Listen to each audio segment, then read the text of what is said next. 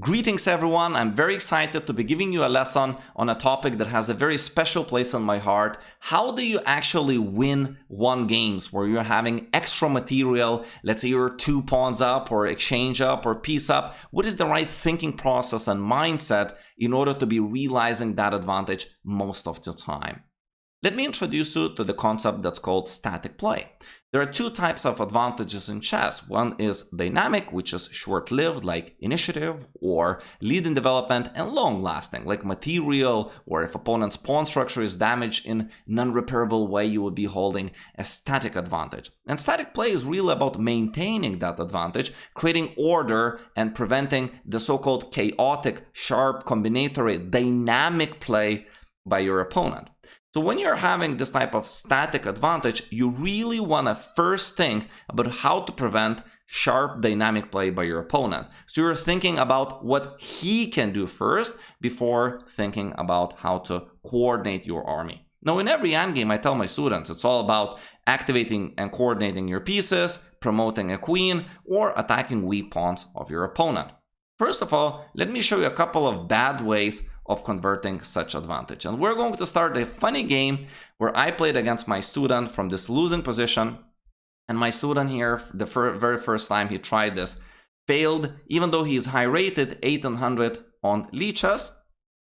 It's a funny game because I only used pawns to win against him, and he's not taking good care of my own offense. And he's playing quite fast. After knight c5, there is a3. If you take on b3, I can take on b2 and promote. And after b takes a3, there is b2.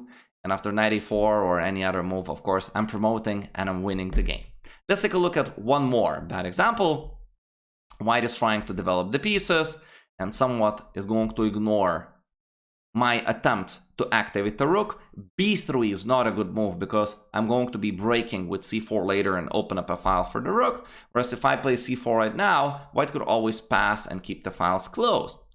So after a few moves, I was able to open up some lines, and very quickly, black is developing some counterplay with ideas like rook b1, or rook c2 or rook b2, and white is already having some struggle. Perhaps objectively there are still ways to fight for a win here, but this is just not the style that we want to incorporate.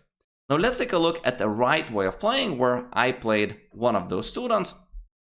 And at first I'm going just to make sure that opponent's rook cannot be creating threats.